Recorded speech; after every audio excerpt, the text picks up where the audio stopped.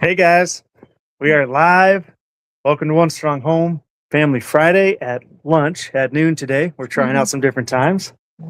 So we're going to show you today our top 10 farm tools. We think that's pretty fun to do. And Terry and I have quite a few to go over. I think the top 10 might always change a little bit, but this is what we got today. Yeah, we really like doing those kind of things for you. Sometimes it's fun to do them, in the studio, right? And now we got you out here in the rain on the farm. So let's get started. All right. First thing that I would say is the number one that has improved our life has been our feed room, right? We've talked about this before, but instead of keeping the feed for your chickens, your ducks, your turkeys, even your cattle in like trash bins or enclosed bins kind of near their feed space, we built into our garage a space that's an exterior door, and our feed can get dropped off by a delivery person. It's the only thing in that room. It's kind of like a tack room if you guys have, other animals like horses. But it's really, really helped us. And this also has a little cat door. So our cat goes in there. That's where we feed our cat. And it keeps down on all the mice and all the problems. We have had very little problems with moisture damage on our food since it's been in this heated and cooled and dried space during the summer, right? It's been really awesome. So we're going to show you that first. Pay no attention to our messy steps, everything. All right, so this is the door just to our feed room, right? And we'll open this baby up, give you guys a good little view. So in there, it's just about a 6x8 room, right? And it has enough room there to do 1 ton of feed, which is about a pallet, right? If we stack all the way across. When we were doing pigs, we ended up not having enough on the farm, and so we would do a lot more feed at that time. Right now, we actually get a lot of our foods from like our grasses and like our the things that the birds can just run around and do on their own. It's heritage breeds, nice. They eat all the bugs, right? But there are times of the year, like in the winter, where we have to supplement with feed to get their egg production back up, right? But in here, we just have what's open, the storage. We have pine chips behind the door. All our tools and everything for our fencing, our products are on here, and that's actually really nice to get them out of the general garage. So this has made one of the biggest impacts on us is having a dedicated space just for those feeds and the farm tax. All right, so the next thing that we would say is probably one of the most important when you're doing projects, especially in the spring, around the farm, is going to be cordless tools. And I'm going to show you a couple of cordless tools that we use. And Terry's got a favorite. Well, he's calling it mine because he was sure it wouldn't work when I ordered it. And he was the naysayer, but he uses it all the time now too. I do. It's so cool. So obviously your regular handyman cordless tools, not having to drag out a generator or extension cord for little projects are pretty awesome. These are inexpensive. These are just from the Harbor Freight store. So I think altogether maybe $200 with a couple extra batteries, maybe $300, right? But we bought them as we moved along. But just to be able to have them, and they're pretty safe for younger people to help out with you too, in comparison to like some of the other higher powered, higher speed stuff that's plugged in. So if you haven't got some cordless equipment, you really should. It's going to help other people be more involved with your project. But the cordless unit that she's talking about is a weed whacker.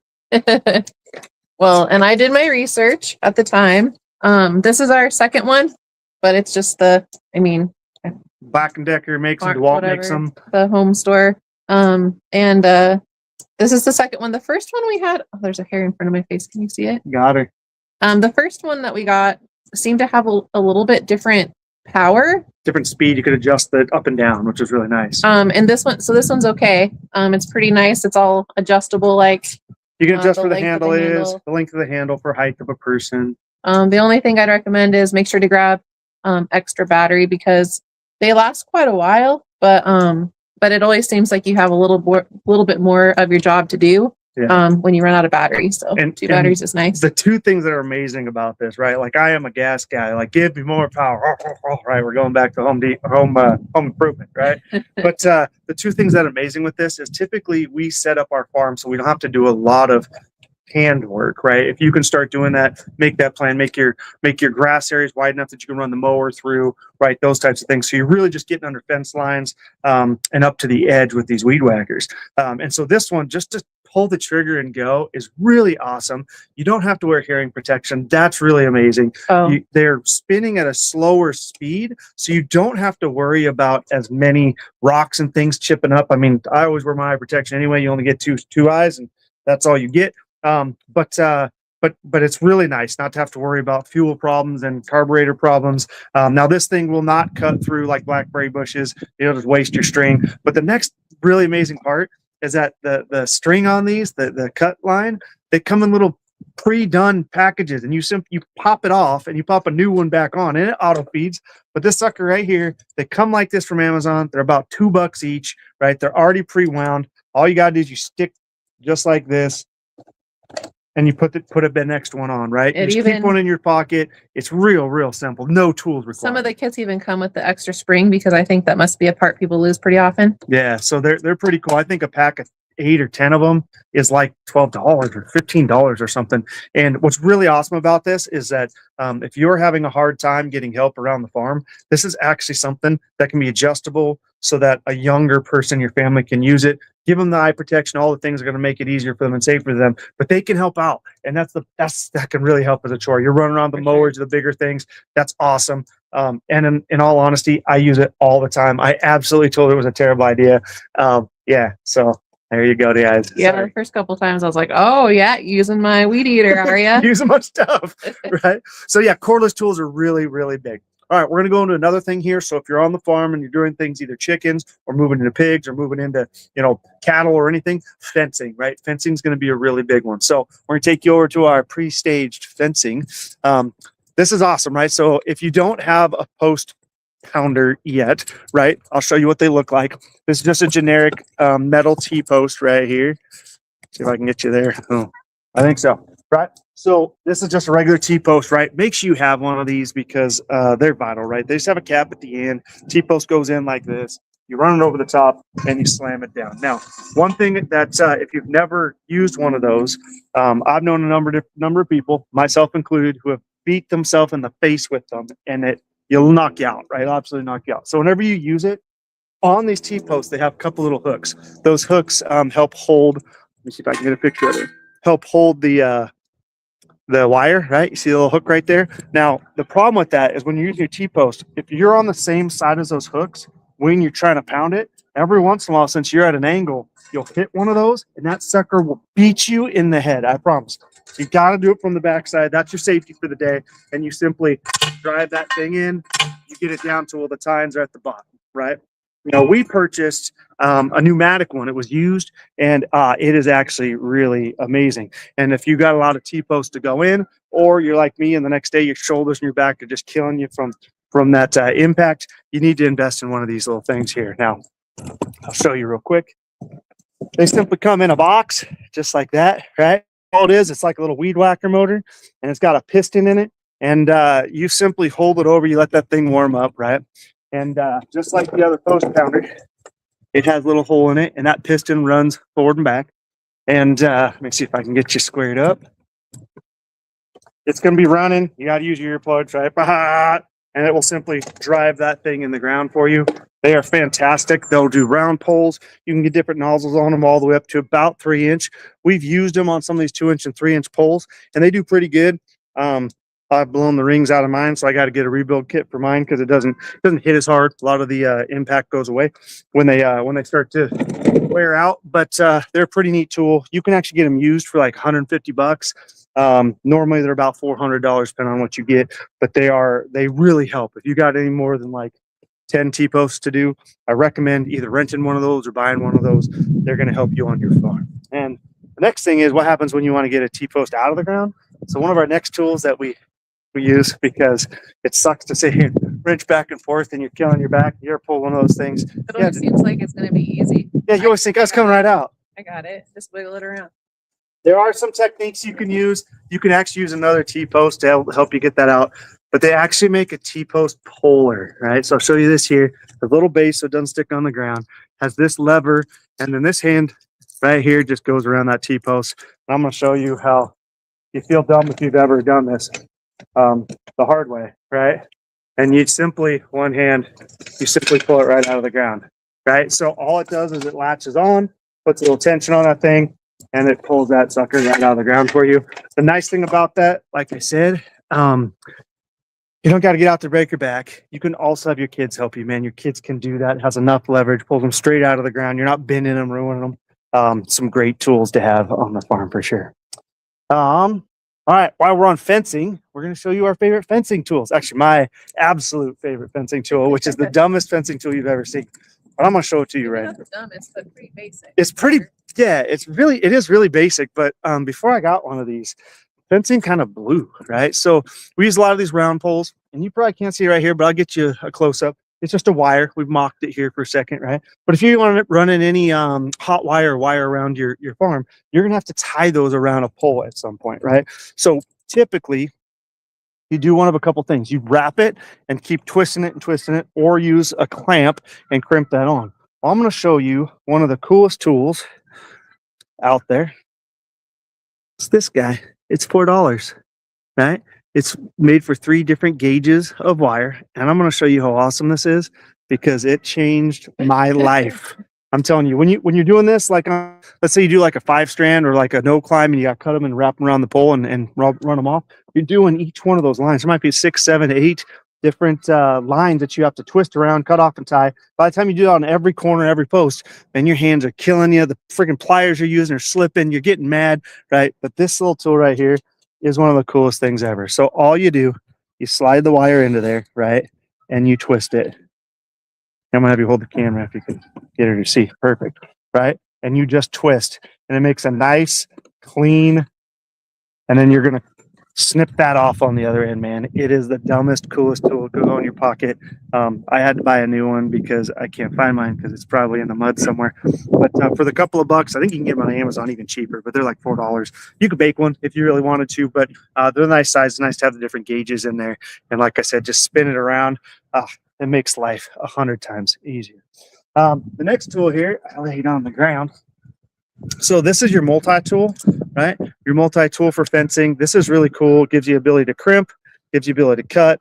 This little hook right here is nice for when you have like little barbs. You can actually get in there, hit it with another hammer, and help you get it to pull them back out if you ever have to. It's got a little pole, you can hold it. I'm going to show you something I actually just learned from Alex, my brother-in-law. Don't know how he showed me this, but it's pretty awesome, right? You know, when you're like about to get my hammer out, you're going to hammer this in. Actually, get a picture of this post. There you go. So if I wanted to put this on, I'd have it like this, and I'd be pounding against my fingers, right? After a while, especially when it's in the rain, because you're always doing fencing in the rain, you hit your dang fingers, and it's a pain. I'm going to show you this fencing tool, right? Which, once again, is for getting in there, getting that one out. They are designed to actually hold that thing, so you don't have to use your fingers, right? And away you go. I know, it's beautiful. So this tool right here, really handy tool. The only thing to remember, they have these little cutters on them, and the cutters kind of blow, but you actually use them backwards. You don't use them closing. So I'll show you a quick example of this. You're real close. It's like that. So rather than trying to cut them like this, right, it'll always slip out. You actually cut them in reverse. That's another one of those handy things that you need to know. But this is a great tool, multi-tool. I use it like a hammer all the time because it's got a little hammer sight on it. All right, so the next fencing tool is actually a stretcher, right? So there's stretchers that pull a full, like a no-climb fence at once, and then sometimes you need a stretcher for like a single hot wire or a band wire or a barbed wire. And that's this tool right here. If you've never seen one of these, it's like a mini little come along ratchet, and you ratchet as you go, and it gets the 2 sides closer. Each of those sides there, simply grab the wire, and I'll show you what that looks like.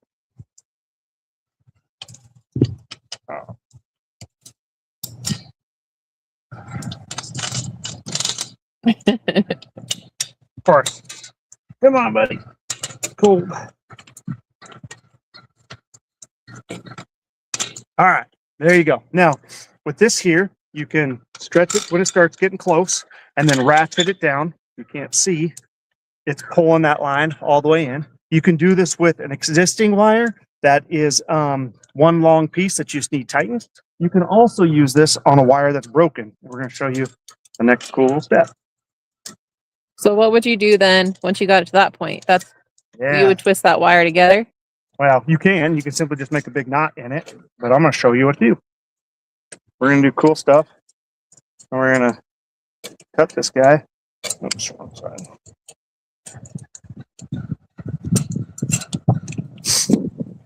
say we had a wire that was broke.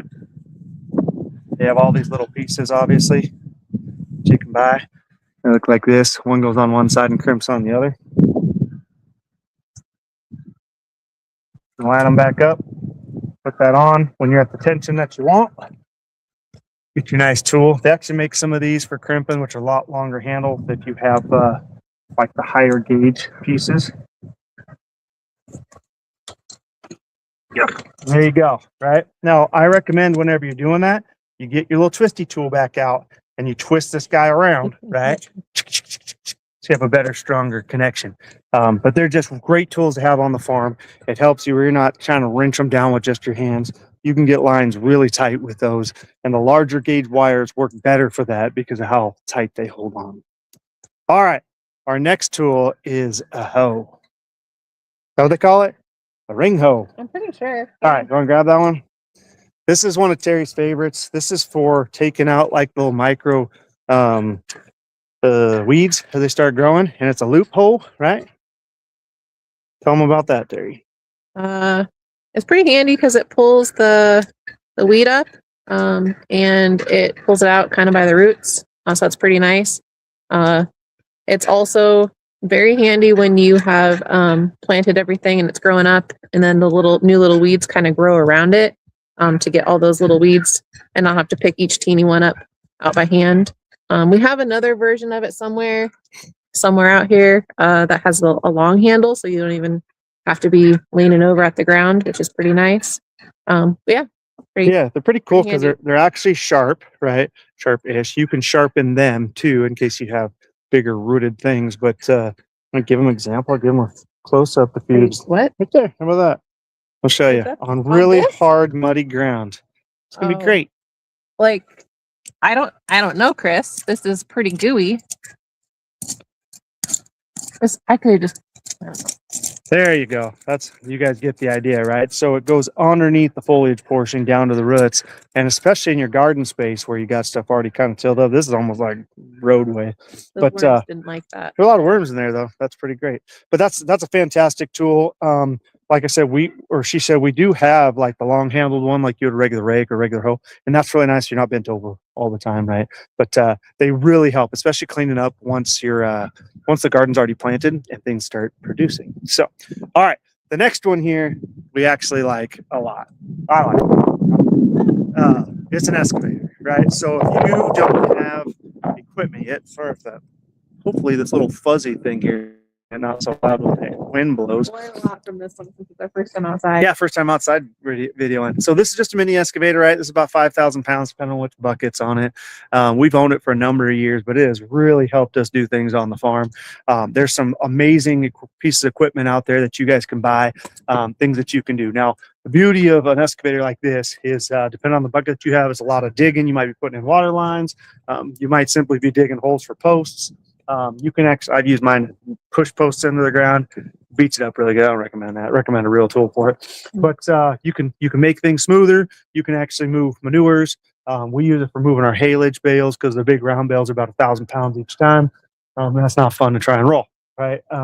We've done a lot. There's about 3,000 hours on that machine, and I'm sure we're probably at least 2,000 of it. So warning though, once you have one, all your buddies are going to want to borrow it. Yeah, all your buddies will borrow it. It'll always come back broken. We love you guys. We love everybody.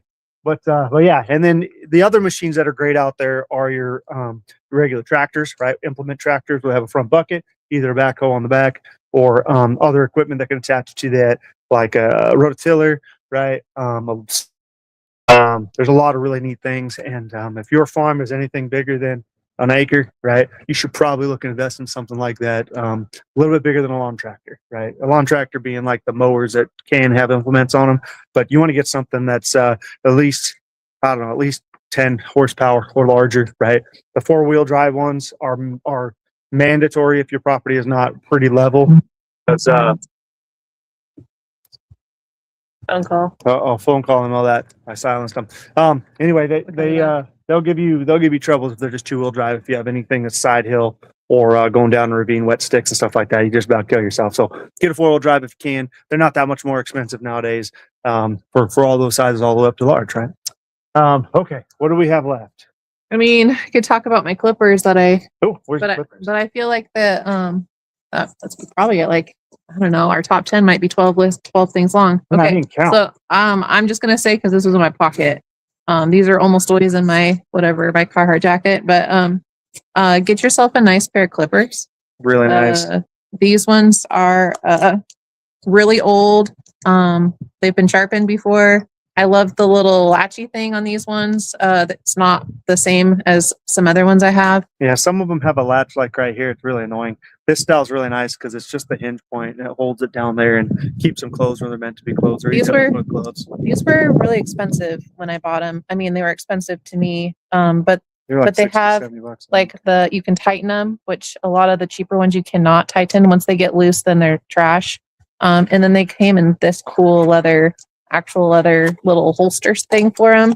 I love these ones. They've lasted me a really long time. So I would say snips like this and loppers, you need to spend your money on them because you will replace the other ones 2, 3, 4 times before these go bad. Anything like this, or if you can actually go to like some of the old, like you find like an antique shop, right? And you find some of those old tools, the steel that those are made with, they're meant to last. If you get those cleaned up, get the hinge point cleaned up, they're gonna like when they stay sharp for a long, long time. And that's something nice about this is like you can go until your hands are tired and they're just clean clipping, right? They still work real nice, and these ones are really old. They are, and but we've had them for a long time. We went through a whole bunch of other crappy pairs where you're going at a limb that's probably just a little bit too big and they break, right? And you're like, well, there goes $25, right? Yeah. Same thing with the loppers. Like a lot of the loppers out there, if they're aluminum or metal handled, they're just going to break on you, right? You need to get the ones with the fiberglass handle. The Fiskars, is that what they call them now? Is that same as the axe we have? Yeah. Fantastic. They have a double hinge on them, which is really nice. So when you go this far, it has more strength closing. Those are a great tool too because it's not as hard on your body. You don't have to have them this wide to close a little branch, right? Yeah. They put a lot more mechanical strength on that point, so it cuts better. Having these in the little holder thing has saved me tons of time too when I'm out in the garden. It seems like any of my other ones, I set them down when I'm using them and they end up in a pile of weeds or way back where I started or whatever. And so this is nice because you can actually just slide them right back into your little thing on your hip and keep track of them. Just hook it on your belt or in your pocket or whichever, but it gives a space for it, right? Which is awesome. The last thing that I love because it incorporates more than just us. In fact, it's incorporated a number of boyfriends, has been a log splitter. So we're going to show you that here, right? So we heat our home with wood. I mean, we have electric heat and everything too. Like we're not totally off the end of the world, but we do love wood heat, which is one of the things that's just for the feeling of your family and environment. And then 2, it really helps us cut our power bill, man. We've had a couple power bills this year that were almost $500, right? And for us, that's high. That's crazy, right? I have a couple teenage daughters that are always cold. So they turn it up to 80, 85 degrees. And yeah, they're in their swimsuits. Like, you know how it is.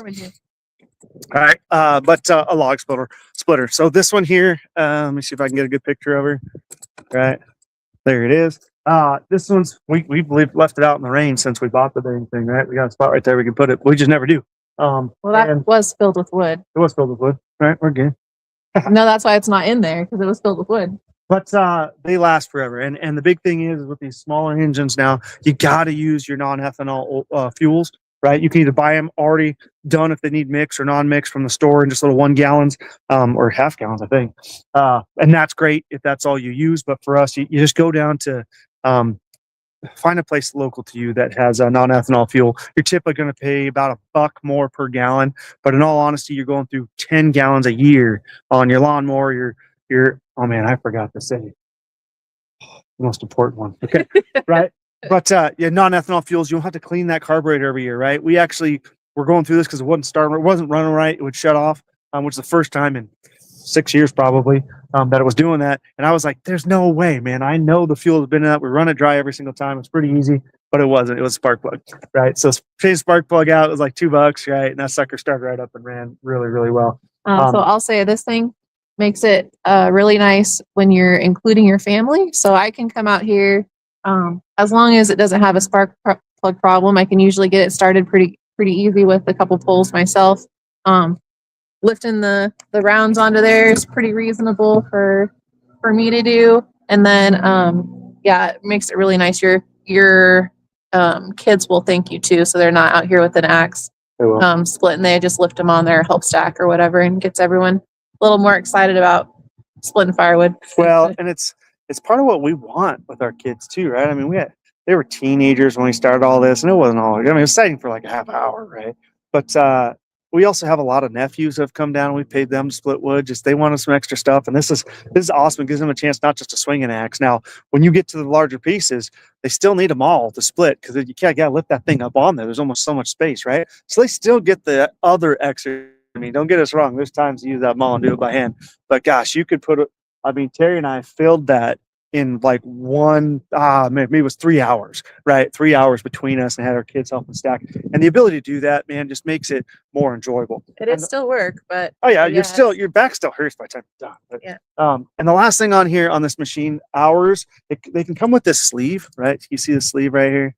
That's actually on top. You could take it off, but it's a 4-way splitter, right? Now, some of them only just come with a single splitter, right? And it makes 2 pieces out of a piece of wood. That's nice because it actually splits it down into 4 pieces. So it's fewer times you got to operate it. There's times when that sucker splinters everything out. But for us, we actually kind of like that splinter out because some smaller, almost fuzzy looking branch pieces will come off of it. I don't know, we probably burn them, but they're great to just stack as you go because that's your kindling as you go throughout the year, right? And it really helps that ignite in the fire. And if you can find one that has one of those already on, they're like $80 to buy one if it didn't come with that. And it's just a single way splitter, but just, I'm telling you, there's a huge upgrade to us. It's really nice. It's a little bit annoying when you're just trying to split a big piece in half, which is why I say sometimes just hit it with a maul, get that thing to split, and it'll be a little bit easier. So the last thing that I can't believe I didn't say is my favorite is a chainsaw, right? If you, I thought you were gonna say that your lumber mill. oh man, I got so many last things. Okay, chainsaw. Keep going. You need a chainsaw. This is gonna be all day. You need a chainsaw. We have a big bar saw, right? It's a steel. It's a, what is that? A 462 now, MS, right? So it's my father-in-law bought it for my birthday. So it's a big boy saw, right? And it's running a 32-inch bar and all the things. So no matter what you want to do, you can cut it down, right? Which is really, really important. Now, the second thing is have a smaller saw. We have a little 021, which is like about $150 nowadays. But if you aren't familiar with saws, it is safer to use a little bit bigger saw than a teeny saw, right? So those little saws will jump on you, right? They'll catch a small twig, they'll jump, they'll snag, and there's a lot of torque on them, which is cool. But the ones with a little bit bigger bar, even like a 28-inch bar or some 26, 28-inch bar, will have that, the weight of that bar will keep it from jumping up. But wear your safety equipment, right? And so this one, like I said, we got some fun things. We got this for almost no money, and man, that phone call. Someone's still calling me. And we got this and we just put it on an old frame so we can move it around, right? But this has helped us on the farm a lot, right? Being able to cut our own lumbers. I think I got all of $2,000 maybe into this entire thing right here. It's just a thing. We'll show some video on how to do that.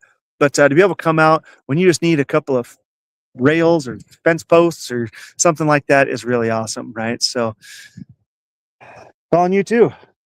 You must really want us. Popular day. All right, guys. Well, that's what we have for you. Thank you so much for joining us. Our big thing, right, is a strong home. Strong homes built with a strong family, right, and your strong homestead and your strong warrior. So thank you for joining us today.